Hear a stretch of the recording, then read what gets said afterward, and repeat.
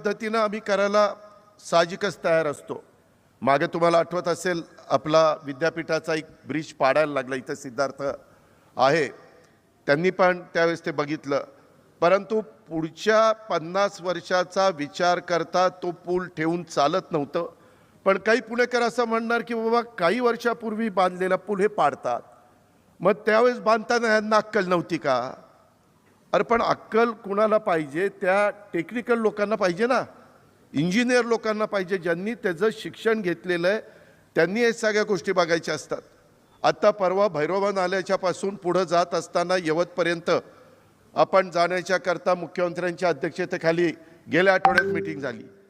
त्यामध्ये इथली वाहतुकीची कोंडी सोडवण्याच्या करता आता तिथला मगरपट्ट्यातनं येणारा पूल, तो तर पूल असा का केलेला आहे की भारतात असा पूल बघायला मिळणार नाही.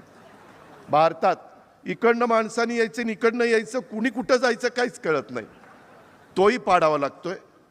त्याच्यानंतर पुढचा पूल आपला हडपसर गाव गाडीतळ येथील सोलापूर आणि सासवडकडे जाणारा. मधी मला काही अधिकारी म्हणले, दादा त्या पुलावरनं आता वाहनं सध्या बंद करायची. म्हणलं का रे बाबा? त्याचं बॉल बेरिंग म्हणलं अडचणीत आलंय, बेरिंग खराब झाले. अरे बेरिंग खराब झालंय तुम्ही आम्हाला सांगता आणि त्याच्यामध्ये लोक शेवटी राज्यकर्त्यांना दोष देतात. आता तोही ब्रिज काढावा लागणार आहे. त्याचं कारण आपल्याला भैरवा नाल्यावरून ज्यावेळेस आपण फ्लायओव्हरवर चढू त्यावेळेस तो फ्लायओव्हर डायरेक्ट पुढं पार यवतपर्यंत घ्यायचा मुख्यमंत्र्यांचा आमचा सगळ्यांचा मानस आहे. ते खाली रस्ता तिथून पुणेकर जाय करतील, वर ज्यांना सोलापूर रोडला लांब जायचं आहे ते जातील आणि त्याच्यावर मेट्रो, तेही आपण परवाच्या मीटिंगमध्ये ठरवलं आहे. तीच गोष्ट आपण तो सोलापूर रोडचा मॉल आहे की नाही, मॉलवरून पण निघालं असताना तशाच पद्धतीनं ते ठरवलेलं आहे. परवा आम्ही मुख्यमंत्री साहेब आम्ही सगळे होतो. गडकरी साहेबांचा एक कार्यक्रम आमच्या राम शिंदे साहेबांनी निलमताईंनी घेतलेला होता विधान परिषदेमध्ये. त्यांना प्रमुख पाहुणे म्हणून बोलवलं होतं.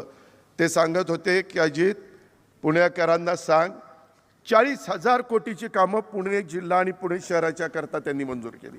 40,000. आत्ता मधी तुम्हाला माहिती आहे चांदणी चौकातला ब्रिज, कितीतरी दिवस पुणेकरांना कळतच नव्हतं कुठनं जायचं आणि कुठनं निघायचं, असा तो ब्रिज झाला. परंतु आता कळायला लागलेलं आहे, आता सवय झालेली आहे.